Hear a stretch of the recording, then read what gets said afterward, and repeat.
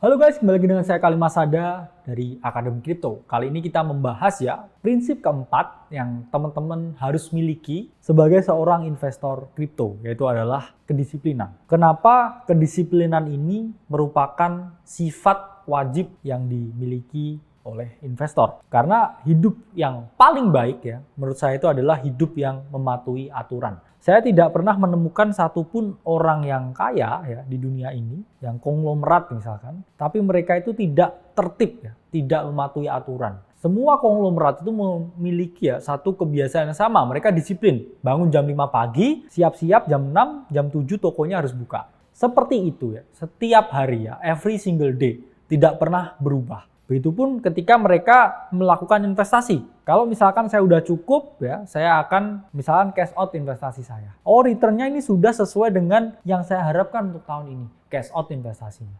Sehingga kedisiplinan itu adalah sifat wajib yang harus kita miliki. Karena ketika kita mematuhi keteraturan, hasil itu juga akan mengikuti. Sama aja ketika teman-teman nge-gym ya. Teman-teman tertib dan rutin nge-gym ya. Setiap hari jam 7 pagi, selama 1 tahun, itu tidak mungkin tidak ada hasil di tubuh teman-teman.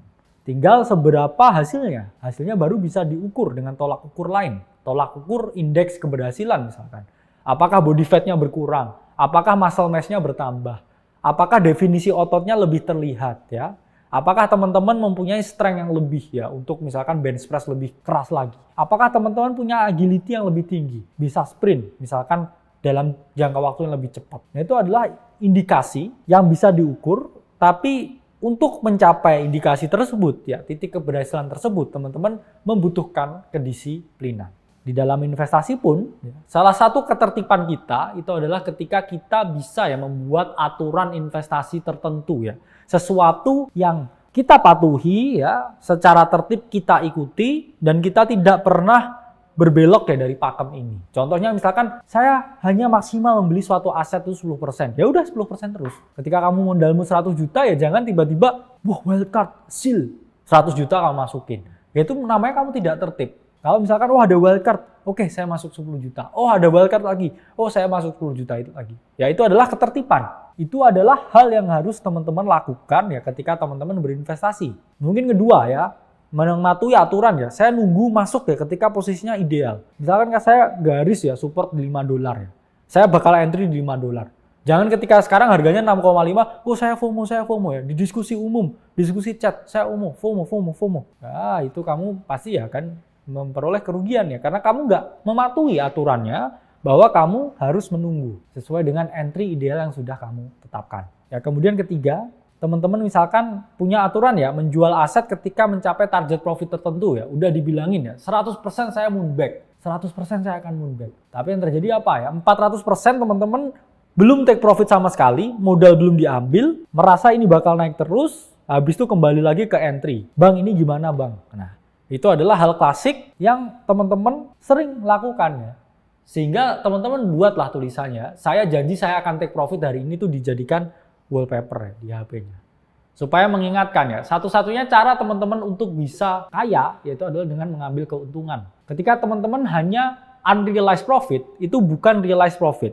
Itu kaya ya dalam paper ya, kaya on paper. Tapi itu tidak pernah direalisasikan menjadi sesuatu. Profit, oke, good. Terus apa? Harga itu pasti retrace, harga itu pasti turun. Sama aja kamu udah profit, ya, kamu kasihkan lagi ya. Sama aja kayak gini ya. Oh, dikasihkan saya, kamu balikan lagi. Ya, terus kamu mau ngambil lagi, tapi ntar kamu nggak bisa lagi. Sehingga kamu harus memahami ya, bahwa kamu tuh tetap harus ya mengambil ya profit ya ketika itu ada. Dan kemudian aturan-aturan lain yang kamu tepati sebelum kamu berinvestasi. Misalkan saya kalau mau investasi saya harus riset dulu siapa timnya. Saya kalau harus investasi saya harus cek dulu komunitasnya. Saya kalau mau harus investasi saya harus lihat dulu tokenomiknya minimal seberapa persen dipegang siapa. Itu adalah aturan-aturan yang teman-teman sepakati dengan diri teman-teman ya sebelum melakukan investasi. Sehingga teman-teman harus menanyakan ya kepada diri teman-teman sendiri ya. Ketika teman-teman mengingkari ya kira-kira apa ya resikonya ya. Misalkan teman-teman ya punya self punishment ya ke diri teman-teman sendiri. Ketika teman-teman tidak mematuhi aturan investasi yang udah teman-teman buat. Karena memang market ini pada dasarnya sering menghukum kita yang lalai, sering menghukum kita yang teledor, sering menghukum kita yang ceroboh, sering menghukum kita yang serakah. Dan kadangkala hukuman itu tidak tahu terjadi kapan. Kadang 5 kali berturut-turut investasi, bener. Wah, saya udah 5 kali bener nih, overconfident-nya keluar. Selanjutnya, ya, investasinya size-nya saya double, saya triple, ya, saya quadruple. Biasanya invest 10 juta ini kesurupan, 40 juta invest. Tiba-tiba ya ini malah jadi 0. Semua yang sebelumnya kamu lakukan itu terhapus. Dan kamu nggak tahu itu kamu akan jatuh di ke-4, kamu mungkin jatuh ke-8, mungkin nanti jatuh lagi ke-9, mungkin kamu jatuh 3 kali berturut-turut dan semangatmu akan habis. Karena market itu sering menghukum mereka ya yang teledor dan tidak ya menerapkan kedisiplinan yang baik. Ini ada banyak ya contoh wujud teman-teman mengabaikan kedisiplinan ketika berinvestasi. Contohnya nggak riset dulu background-nya. Ini koin apa, siapa yang buat ya. Saya dapat kontraknya dari mana. Karena bisa aja semua scam ya.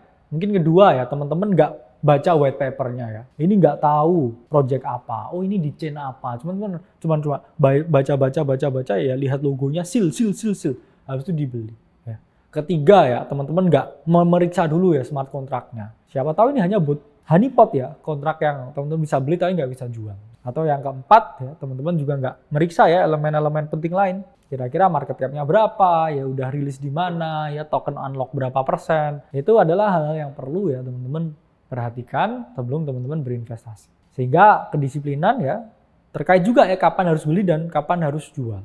Karena ketika teman-teman merasa greedy, merasa ini bisa naik lagi, atau ketika teman-teman screenshot ya profitnya, tapi nggak teman-teman close, itu adalah tanda-tanda teman-teman harus close. Selalu ingat wejangan ini. Ketika itu sudah keren ya di screenshot untuk dipamerin di grup ya, dipamerin di testi, itu adalah saatnya untuk take profit. Ya, karena biasanya yang kamu screenshot itu adalah level tertinggi ya, secara psikologis. Karena kamu rasa udah wah terhadap sesuatu. Sehingga ketika kamu nggak ambil profitnya itu akan kembali lagi. Dan ini sangat umum terjadi. Jadi ingat ya, kita punya terminologi khusus ya untuk pengambilan keputusan investasi. Dimana ketika teman-teman riset, naratif itu take 50%, technical take 30%, dan fundamental itu take 20%. Ketika dari kombinasi itu lebih dari 60%, itu rumusnya kamu invest. Ya, masuk berapa banyak, di mana harus keluar, ya, di mana harus masuk. Ya. Tapi kalau misalkan itu kurang dari 60%, ya kamu jangan investasi. Ini adalah the 60% rules yang kita punya, di mana kalau ini dari 3, ya metrik ini, naratif, technical, fundamental, itu sesuai ya lebih dari 60% ya kamu ambil opportunity-nya. Kalau itu kurang dari 60% ya jangan kamu ambil. Sehingga the 60% rules itu selalu ya mengedepankan angka 60% ketika teman-teman mau berinvestasi ya terhadap sesuatu. Ini contohnya di meme coin ya. Misalkan ya meme coin 50% ya. Market ini lagi gencar meme coins. Oke, berarti saya harus sesuai dengan keywordnya. Secara naratif ya meme coin sedang menang, berarti sudah take 50%. Kemudian kamu cek lagi koinnya, wah ini koinnya udah ngepump lumayan tinggi nih ya. Berarti secara teknikal harusnya 30% ya, saya kasih setengah lah, berarti kamu kasih 15%. Oke, 65%. Terus kamu cek lagi ya, fundamentalnya ini kan 0. Koin ini kamu nggak tahu siapa yang buat ya, hanya di hype up sama community-nya, jadi fundamentalnya 0%. Ini berarti kan kurang lebih 65% skornya. Berarti keputusannya itu adalah invest, karena lebih dari 60%. Oke, jadi melatih kedisiplinan itu sangat penting ya pada aset apapun yang kalian investasikan di kripto, entah itu main aset, meme coins, NFT, atau segala jenis aset spekulasi lain. Ya, selalu ingat ya, kedisiplinan akan membuat Anda menjadi investor yang sukses. Jadi mulai disiplin dari sekarang. Saya Kalimasada dari Akademi Kripto, sampai berjumpa di video selanjutnya.